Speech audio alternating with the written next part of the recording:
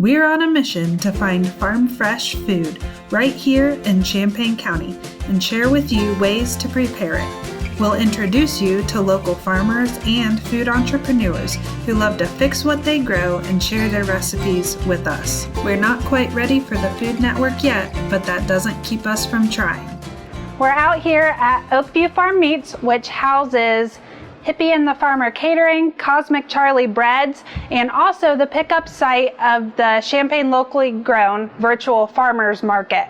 I've worked with Pam and Mark for quite a few years on the local foods council and some other things throughout the time I've been here in Champaign County. So I'm going to have them talk a little bit about their operation here, introduce themselves, and then we're going to go inside and bake some yummy food.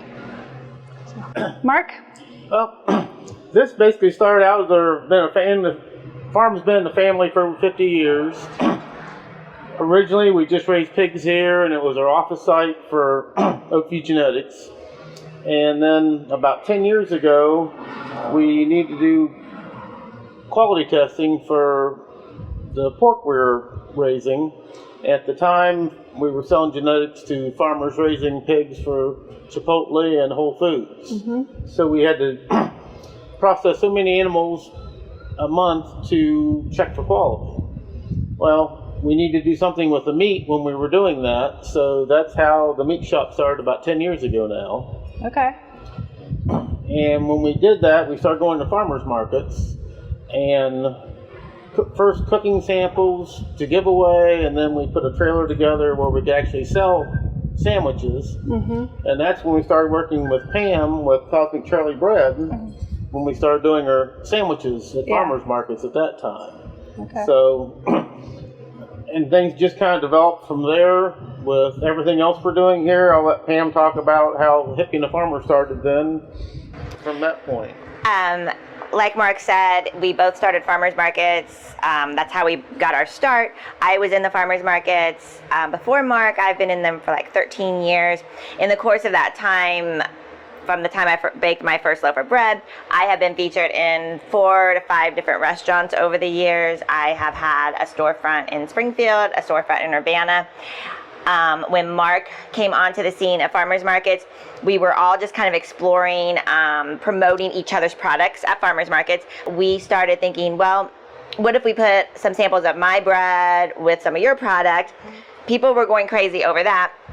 So then we decided to go a little further with that, and we decided to, the morning farmers markets that we used to do in both Springfield, and we still were doing the Champaign County Farmers Market, came up with a breakfast sandwich. People were lining up for that. It was crazy, especially at the Springfield Farmers Market back then. The line was all the way down the alley. My bread line was all the way down the alley, and it was a great promotion for everything. We started doing then I think we got asked back to the Springfield Market to do like evening sandwiches or afternoon sandwiches. Those went crazy as well. So then we kind of were like easing out of the farmers market scene. We've been in it for a long time, but people started asking if we could do our food for catering. At that time, we really had no ability to do that. So we came up with Hippie and the Farmer. The name came from, we didn't know we kept calling ourselves Oakview Farm Meats, Cosmic Charlie Bread. And then someone was like, well, why don't you call yourselves what you are, a hippie and a farmer? So that made sense, and it caught on. So Mark actually, in the back of where you will see us making our food, that was a small kitchen that they had used. He gutted it, we have a level 4 commercial kitchen, fully licensed, insured. So that kind of gave us a boost to be able to start using for our catering. And then clients started coming to us. They needed like meeting rooms and this and that. So we also added on what used to be Mark's office. He made into a dining formal meeting room. So we can help clients in their catered events. We meet with them. Then the greenhouse was added to basically start seeds in the wintertime. And then people started thinking that the greenhouse was so cute, they wanted to have dinners here, so we have had catered dinners here. We then took on the online market that used to be housed at the YMCA. When the Y closed down during the pandemic, we moved it out here. We were able to grow the market, quadruple it in size, but we needed to expand the greenhouse because this is where they pick up their orders. The vendors will drop all their orders off here on Thursdays. We have refrigeration that Mark put into the wall here so they could put their products there. Usually during the winter we have huge shelving. All the customer names will be there. So the customers will pull up, we see who it is, we grab their box, put all their order in, and put it right into their trunk. During the height of the pandemic, it was great. Everything was contactless. But the customers still come. We've been able to teach them about local foods, how to know where your food is coming from. And it's been a great boost to the market, so that makes us happy. We have about 40 vendors. I get vendors constantly wanting to come on. I run the market so it's not oversaturated, so we don't have 15 egg vendors. I know what's selling and I know how to guide the vendors, and everyone has a great time. Yeah, and it's really cool because it was one of the first online farmers markets in the country. Mm-hmm. Well, maybe even the country. Mm-hmm. I mean, it's a really novel idea, and for busy people, it's fantastic because it's hard to go to different places to get all your food, and so just to be able to pull up and grab. It is, and I'm glad that you mentioned that because we are in our 10th year, and yes, 10 years ago, we were unheard of. We actually were not even really welcome with this whole idea because they were afraid that it would take care away from area farmers markets, which it really enhanced because we use this market not only for selling but for teaching purposes. And so people were like, oh, okay, so during the summer I can go to outdoor farmers markets. They know, our customers now know how to eat seasonally. So we just ended asparagus season, so the customers flocked for the asparagus. That is over. Now we are starting raspberry season with champagne berry, another big. It makes me happy because everything that we have been preaching over the years, people are now they're really catching on. Yeah, and that's one of the goals of these videos is to release them as the produce around here becomes ripe so people know how to use it and eat it. So we're going to go in and use some herbs and tomatoes, which are ready and coming on. So thank you guys for hosting us today. Yeah, thank you. Today, we are featuring our pizzas. Our pizzas are very well known. We do a Pizza Farm Friday during the summer, which we call a summer series, and we have live entertainment usually, and we have a band house. We have a venue where, we set up tables. People make reservations ahead of time. They're definitely reservations only. They order their weekly pizza menu. We do different pizzas depending on what we have plentiful that we're growing in the gardens. This Friday kicks off our Pizza Farm Friday for our first one for this season. And we thought it would be a good time to kind of feature the herbs that we grow, the early tomatoes that we have for the season. Right now, our green tomatoes. I was able to get a few little cherry tomatoes of yellow that I'll smash onto the farmer pizza. We typically offer a vegetarian pizza or an all cheese pizza. We do a hippie pizza and a farmer pizza. So the hippie pizza is always also vegetarian, but has a punched up amount of herbs. And the farmer pizza, he gets to pick whatever meat product he would like to feature that week, and we go with that. Today, I also was able to grab a few squash blossoms out of the garden for the hippie pizza. We've got some beautiful purple basil, green basil. Our oregano is plentiful, the thyme. We have rosemary, which I also put a little bit of lavender in there because I'm featuring a lavender garlic sea salt that I get from one of our vendors from the market, JC Growers, and then the sage. So everything kind of goes into the hippie pizza and the farmer pizza. We try to elevate seasonings with all of the herbs and vegetables. And as she mentioned, some of these herbs are great health benefits. Many of them have an anti-inflammatory process, and then they also are great and flavorful. And if you are diabetic or watching your blood sugar, they're great for flavoring and keeping that blood sugar levels in control. So I'm going to start with the hippie pizza. I'm just going to do a quick assembly of it. I always have bottles of olive oil. I stick whatever herbs I feel like into them. It kind of gives them a little more flavor. You can do this at home so easily. You can buy whatever olive oil you want, stick some herbs in it. It gives you a little more of a kick with flavor and health benefits. Basically, I just kind of coat the crust. And then on the hippie pizza, I am using a ricotta with some dried herbs, and I also put a little bit of lemon zest. I think when you're going with a vegetarian herbal type of situation, citrus brings out a little bit of zing to it. And you're also getting health benefits from the citrus, vitamin C as well, which you're also getting from the green tomatoes, a lot of vitamin C packed in there. Also, pizzas are such a fun way to introduce kids. Like if you have kids and you're trying to get them to eat their vegetables, it's such a nice way for them to be able to kind of, oh, you know, I love pizza, so maybe they would like the tomato, you know, the fresh tomatoes and everything. It's just a nice teaching way if they're making pizzas with you at home and you want to add your fresh ingredients. Okay, so for this, and I really just try to do an olive oil base always for the hippie pizzas.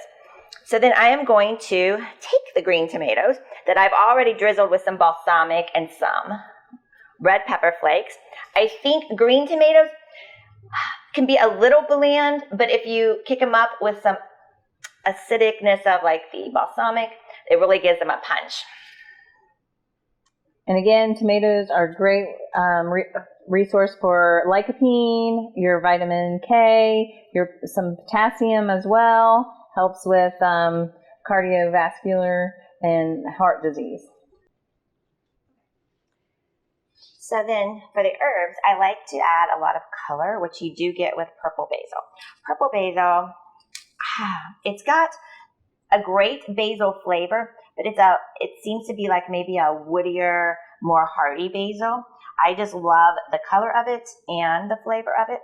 Again, you're giving yourself a little more health benefits. I used to, when my daughter was young and we would make pizzas, I used to tell her, pretend like she was painting, like her watercolor book or something, and she would go crazy on adding everything to her pizza. And to this day, she's a very healthy eater. Okay, so we've got some purple added, and then a real treat, squash blossoms. We have a ton of squash and zucchini plants planted. Last night, I was able to find some little blossoms. They add such a delicate little flavor and, again, some more color. And you can kind of just place those. Just have a nice little arrangement. We, when we cater, our philosophy is you have to eat with your eyes first. And that's always our clients, no matter what we're doing with our catering, like, oh my gosh, the visual appeal. And it's not just your run-of-the-mill pepperoni pizza. Then to top it off, I'm going to do on this one a little bit of feta. Feta goes really well with tomatoes, basil, and it just kind of gives it a little zing. I also do a little citrus zest into the feta as well. We just kind of like sprinkle on. It's not a huge, amount of cheese, but you have just enough with the ricotta. And then you can finish it off. I have dried herbs. I always on hand have a dry oregano, a dried basil, a dried garlic mix, again from JC Growers. And it kind of gives it a nice little thing. And then for this one, I like to give it one more little kick of a little balsamic olive oil that I put together. You just kind of drizzle it on. Gives it that last bit of flavor.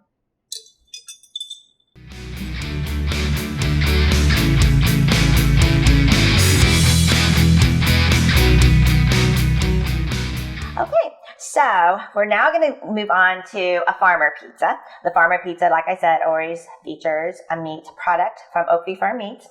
A little bit about the dough that you're seeing me working on. I always use, obviously, my bread baking business, Cosmic Charlie Bread. I start with a dough. My pizza doughs are all vegan. So I start with that. Today, I added a lot of fresh herbs to the dough. That's another way to use herbs, and then it gives you more flavor into the dough. But I also have a wide variety of pizza dough. You can purchase via the market at Champaign Locally Grown or through the meat shop here. I'm making mini sizes today just for the ease of everything. But usually our pizzas are an artisan style, about a 12-inch pizza. So I'm moving on to the farmer side. The farmer side, we typically feature our house-made marinara sauce or pizza sauce that it's especially good in the summer months because we can roast the tomatoes out of the garden, and then I just smash them into like a paste, and you're ready to go. So I do still, though, even though it's tomato, I like to add a little bit of herbal olive oil just for a little extra flavor, and that always gets rubbed around. On Pizza Farm Friday nights here, the pizza assembly line is crazy with the amount of pizzas that are being put together and boxed up and ready to go to the tables. Yeah, and so you mentioned that Mark starts a lot of these seeds, and growing herbs, sometimes they can be a little challenging to start from seed. That's been my experience.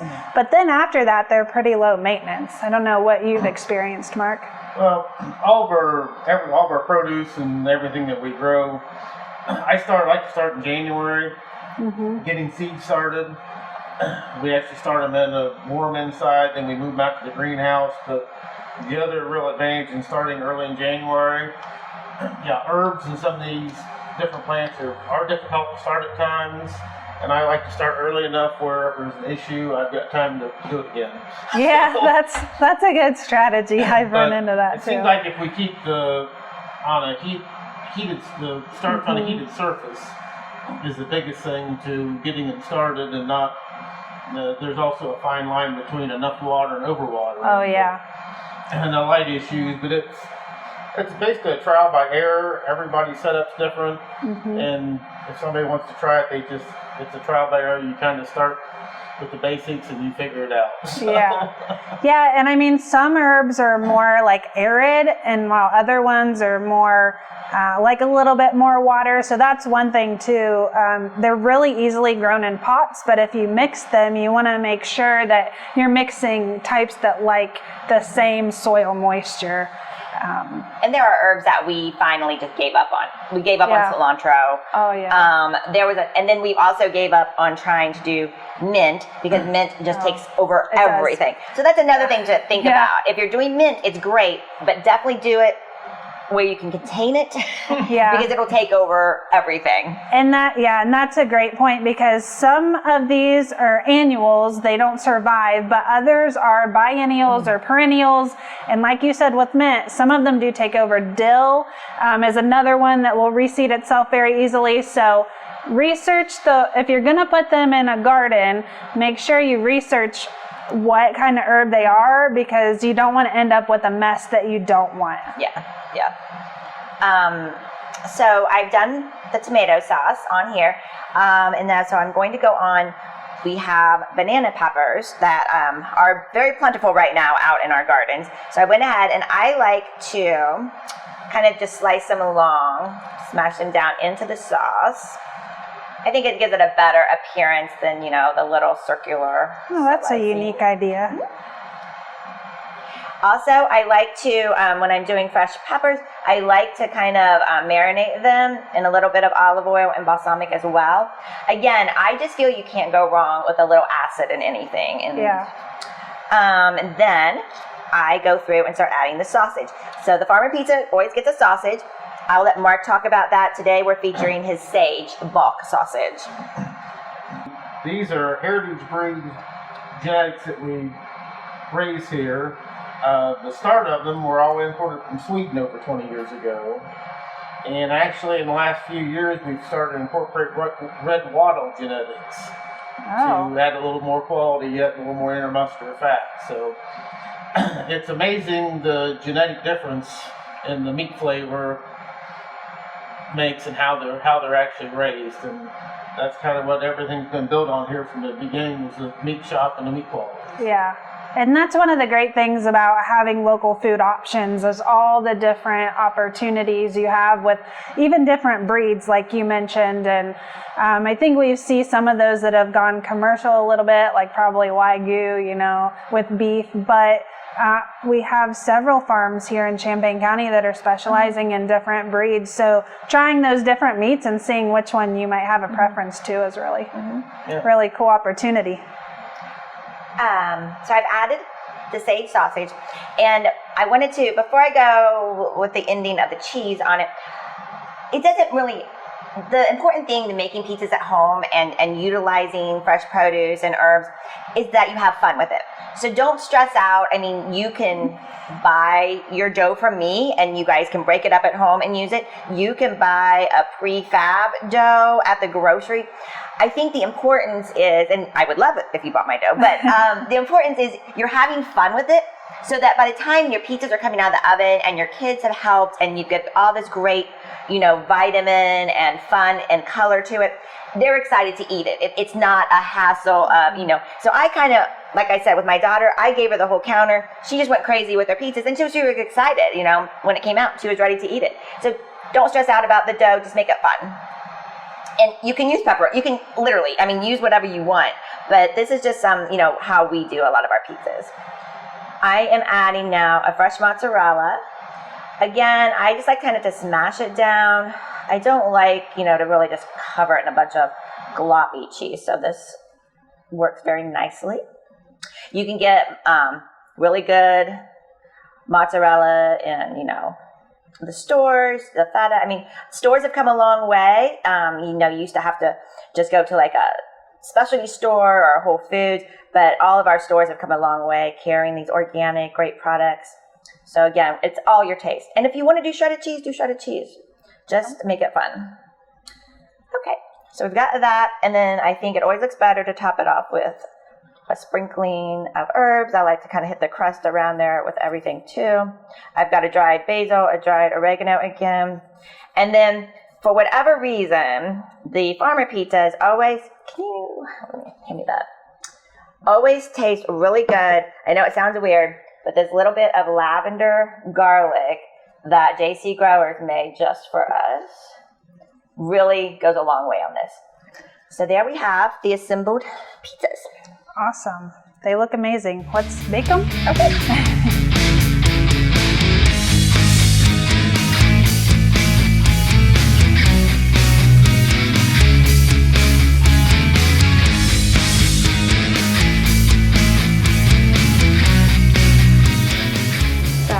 Then you're going to want to put these into the oven. When you're doing this at home, obviously we have a commercial kitchen with commercial ovens. You can put these on. You can put these on the rack all alone. I like to have the crust par baked. This is just a helpful hint. Have your ingredients. If you're using meat, make sure it's already cooked. If you're going to roast the vegetables first, do all that. So you're assembling them. These literally can go on the oven rack, a pizza stone, a baking sheet. However you want to do it. I like to put them in. I like to put them at a 400-degree temperature. What if the crust is par baked? You're not trying to bake the crust as well, and so it's just basically you're melting cheese, getting a little bit of caramelization happening to the top of it, which I think is a pretty presentation, and you're ready to go. Okay, so after your cheese has melted and you're ready, you're happy with the look of your pizza, it's time to take it out. We do a lot of baking on wood slabs. It just kind of gives the crust a nice crispness to the bottom. I might add also if you do use my pizza dough, it comes frozen. You let it thaw. Basically, it's ready to go. You're going to want a lightly floured and maybe a cornmeal surface. Just roll it out. You can divide the dough. If you're doing individual pizzas like I did today, you can get 4 of these pizzas out of one of my dough balls. So we have both pizzas have that caramelized melted cheese look. So then the best part after making the pizzas is eating the pizza. Oh man. So we have the squash blossom, green balsamic, and then we have the farmer pizza with the banana peppers. Awesome. Looks delicious. Thank you.